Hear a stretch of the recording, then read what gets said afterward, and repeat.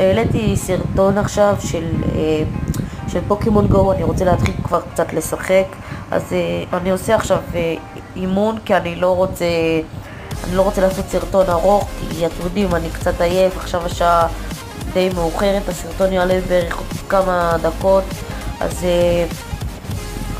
אני אומר יאללה, בואו נתחיל קצת לשחק. אתם לא חושבים? כי טוב, אז הצלחתי לשפר את המיניונארד שלי ללבל 7, את הבומפר ללבל 7, ועכשיו הם הרבה יותר טובים ממה שהם היו פעם. הם קצת השתפרו, הם לא עושים כל כך הרבה בעיות. אז נסיים את הסרטון די מהר, כי אתם יודעים, זה אימונים, ואימונים זה הרבה יותר קל ממה שחושבים שזה. אז הנה, נלך. עכשיו עשיתי אחלה דק שבעולם. אין דק יותר טוב מזה, אני חושב, כאילו בדק שלי, באנשים אחרים, ברור שיש, אבל אני אוהב את הדק הזה, כי אני חושב שזה דק מצוין.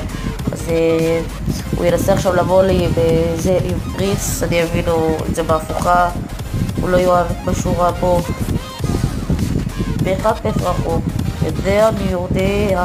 אז כן, אז אני רוצה לעשות משחק.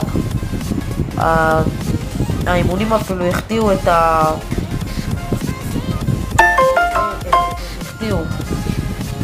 אוקיי, הסרטון שלי הוא עלה.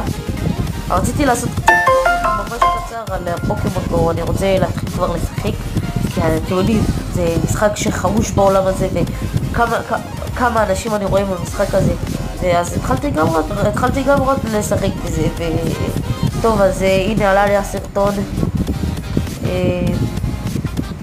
הסרטון שלי עלה, והנה עכשיו הם מתחילים לתקוף והורדתי לו את הבניין. אז זה היה הסרטון להיום.